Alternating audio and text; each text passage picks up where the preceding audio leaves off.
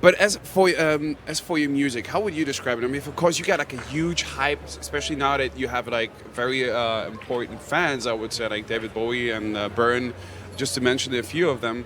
Didn't that put you kind of also like under pressure because like now everybody's like, hey, David Bowie are loving David and Byrne are loving them, so there must be something about them. Do you feel that people really are into your music or more about what they hear about you? I think it's gotta. I mean, if it isn't about the music, we'll find out very shortly. Yeah. If it isn't about the music, this whole thing will come tumbling down in about 6 weeks. But I think it's about the music. I mean, we didn't. It's not like we do like a lot of. This is like one of the rare interviews that we do. It's not like we do other, like. It's not like we paid people to hype the record. Yeah. Which isn't the worst thing in the world. It does happen. It's like it sort of happened to us on Funeral. Just like out of nowhere. It was people liked the record and talked about it, and that I think is sustainable when there's something to talk about besides what people are talking about. They're actually talking about the document. I'm all about the music. So I hope that people take us about, just take us for the music, because that's what I'm about. I don't know. Yeah, but you also know it's part of the business also to be there and to give a little bit more than just the music, because everybody has its own interpretation. Or do you believe that your songs are so clear that everybody should understand enough so that there shouldn't be no questions left? Usually people leave the interpretation to the audience, but how do you see your music? Do you understand that it's totally clear, or do you feel that there's a lot of interpretation that leads to questions that people like to ask you?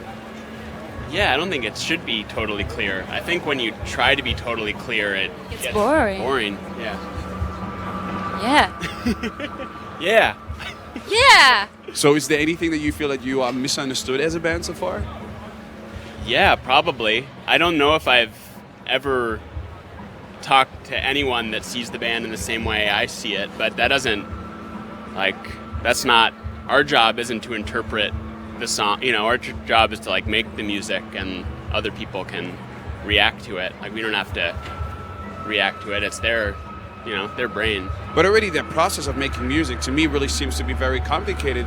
With a party of 10, is there like is any one of you like the dictator? Is it Win, or is it really a democracy that you really are having like meetings? Which one is about to be responsible for the next song? Tell us something about the process. How does Arcade Fire work on songs?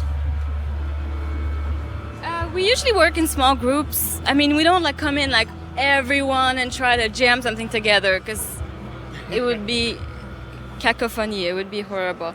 But usually we start. I mean, a lot of times, of course, Win and I were always together. So we'll probably like come up with like a structure, a skeleton, and then like play it with other people, and they'll bring more to it. Yeah. And then we just sort of, give it some more character, give it a different character, and I'll bash it together, basically. And about traveling together, I mean, this time is actually the best time that you can spend time together.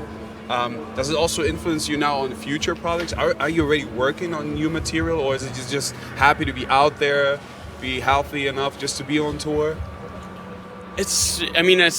Tour is sort of survival mode, sadly, still. I mean, it's fun, but it's also like you sort of shut down certain parts of your brain go into hibernation, and you're just like, gotta not get sick, gotta like play shows, like gotta put a lot of energy into shows. You don't really... Gotta not think about what time it is. Yeah, you sort of shut down a lot of the certain creative aspects so you can concentrate on other creative aspects, like performing, because you don't want that to suffer, because then, I don't know, that's bad. Like, you have to be careful. Like, I will not party hard right before, I really care about playing a show really well, and I can't imagine people think that you party all the time, but then you wake up and you have to play for thousands of people, and then you're like this, I don't like this. I want to be all there for people, because they come to see. So finally, I would like to know from you, is there then at least some space left to enjoy a festival such as this in order to also see other artists who might inspire you? Yeah, I mean, it depends on the festival. But like, yeah, we're all like trekking over to MIA after this interview. Yes! Yes, and also I'm very excited to play the songs tonight because you have to love the music that you do. What am I saying? I mean, I'm excited to play because I like music and I like the songs I wrote, and I'm ready to play them for people. No, it's like a person by person, day by day. Like, I'm really excited, but Tim caught a cold, so Tim's like, oh, let's play the show, you know. So but I think as a whole, we're, you know, it comes and goes in waves. I think we're on a good upswing. We're in the midst. We just played a really good show in Cologne a couple days ago, and we're like raring to go. We're sort of like ready to rock and roll. And it's the perfect weather for a festival too. Yeah, right. Yeah, the mud. Pinch of mud.